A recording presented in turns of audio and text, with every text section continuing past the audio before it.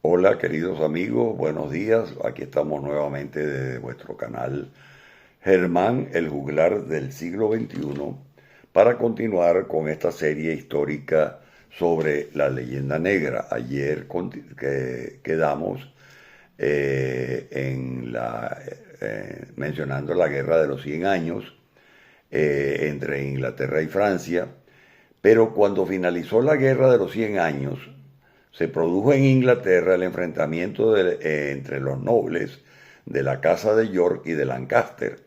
que guiados por intereses personales no se preocuparon por consolidar la paz que se había iniciado con el fin de la Guerra de los 100 años, sino que se embarcaron en una sangrienta guerra civil dinástica que se conoció como la Guerra de las Rosas. Y en Francia la monarquía autoritaria fue consolidada por Luis XI, hijo de Carlos VII, y luego de grandes conquistas en las regiones de Borgoña y de Picard, la Casa de los Valois se extinguió como lo había hecho antes la Casa de los Capetos. Esto significó el fin de los estados feudales y el comienzo de la Europa moderna que se haría en realidad en el siglo siguiente. El declive del poder feudal trajo como consecuencia el aumento del poder de las monarquías centralizadas en Francia, Inglaterra, España y Portugal, y el establecimiento de fronteras definidas entre estos estados europeos, obligando a su monarca a establecer alianzas y estrategias diplomáticas para mantener el equilibrio de poder y proteger los intereses de cada reino. En cada uno de ellos se produjo el crecimiento del comercio y paralelamente la economía urbana favoreció el ascenso de la burguesía que desafió el poder de la nobleza y del clero y el surgimiento de lo que se conoce como el Renacimiento. Ese periodo de transición entre la Edad Media y la Edad Moderna, sobre todo en los siglos XV y XVI, con una vuelta a los valores de la cultura grecolatina y a la contemplación libre de la naturaleza tras siglos de predominio de una mentalidad más rígida y dogmática establecida en aquella Europa medieval. Esto planteó una nueva forma de ver el mundo y de ver al ser humano, con nuevos enfoques en los campos de las artes, la política, la filosofía y la ciencia, sustituyendo al teocentrismo por el antropocentrismo, una perspectiva filosófica que situaba al ser humano como el centro del universo, tanto en lo epistemológico como en lo ético. Por otra parte, la exploración de nuevas rutas comerciales produjo lo que se conoce como la era de los descubrimientos, iniciando con una extensa exploración de ultramar, principalmente por parte del Reino de Portugal al archipiélago atlántico de las Islas Madeira,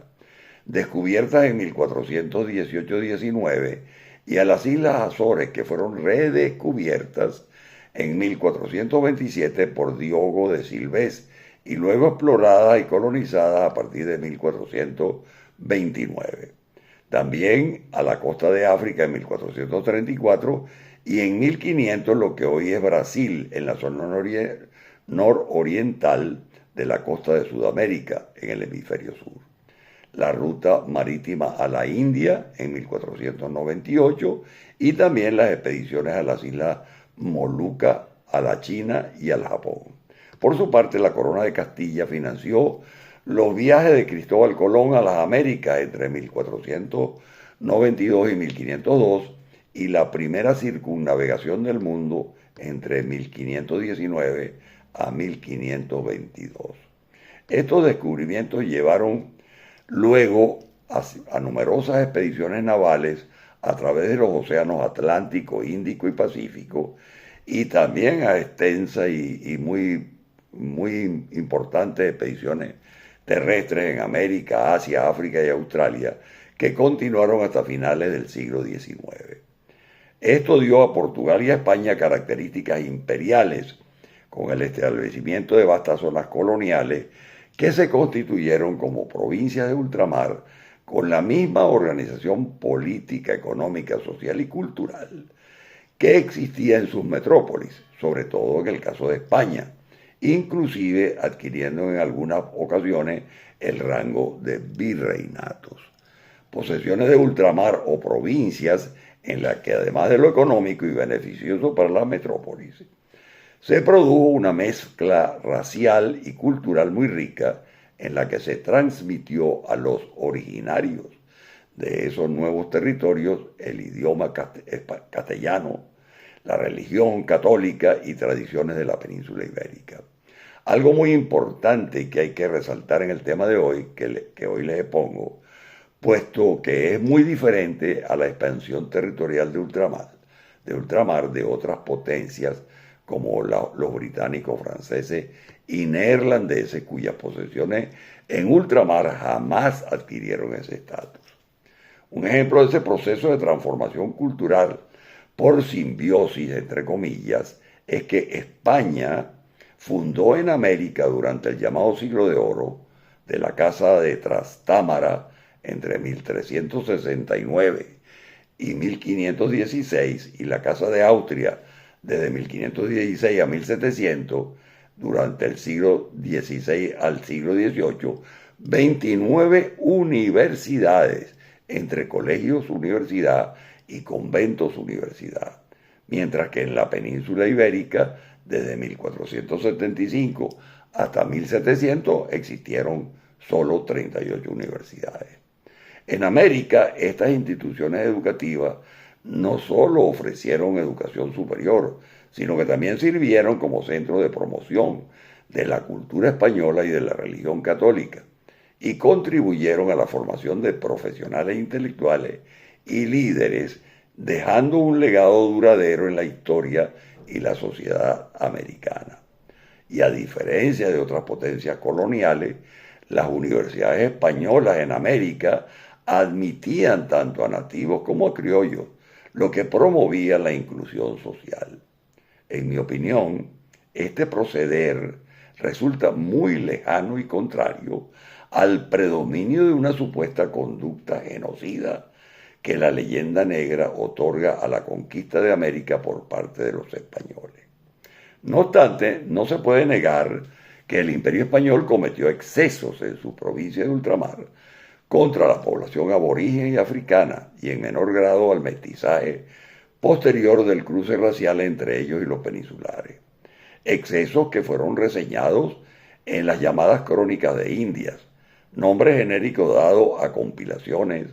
de narraciones históricas, principalmente desde la perspectiva de los colonizadores españoles, durante el proceso de la conquista y posterior colonización del continente americano. Constituye un archivo histórico excepcional para poder estudiar con bastante precisión el lenguaje, las motivaciones o los pensamientos preponderantes en la campaña de conquista y colonización de América por parte de los españoles del siglo XVI y de sus consecuencias en los años subsiguientes. Son tal vez una de las más famosas y que más ampliamente ha sido utilizada con fines de desprestigio de ese proceso de integración y culturización que en mi opinión fue el descubrimiento y conquista del continente americano, la brevísima relación de la destrucción de Indias, un libro publicado en Sevilla en 1542 por el fraile dominico español Bartolomé de las Casas, principal defensor de los indígenas en América durante el siglo XVI, sobre los malos tratos y atrocidades que fueron cometidos contra los pueblos indígenas de América durante la conquista del Nuevo Mundo. Bartolomé de las Casas llegó a las Antillas durante los primeros años de la colonización española.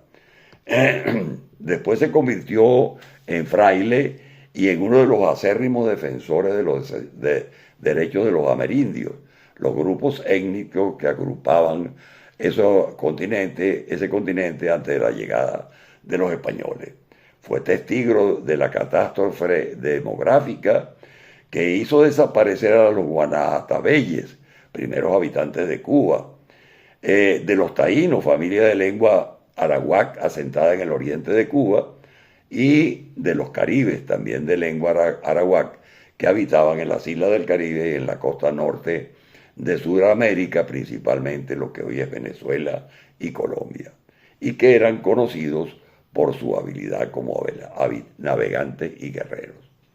Ese libro de Fray Bartolomé de las Casas fue presentado al rey Carlos I y a su hijo, el futuro rey Felipe II, y generó la promulgación de las nuevas leyes de Indias,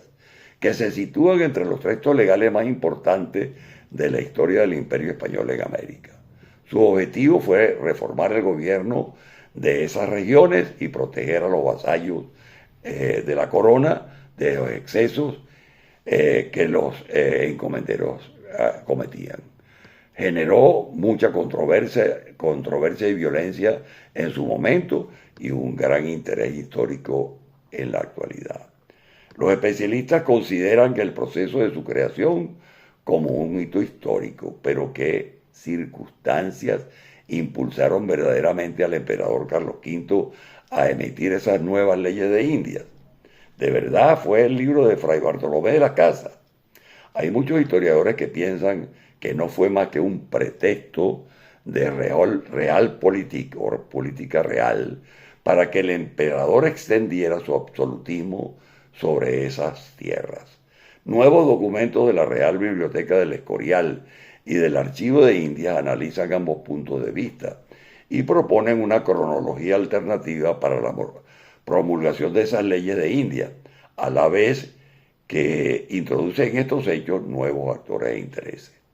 Pero sea como sea la interpretación, lo cierto es que la corona española no se hizo oídos sordos, ni fue ajena a esas quejas o críticas a los maltratos de encomenderos en las poblaciones indígenas del Nuevo Mundo.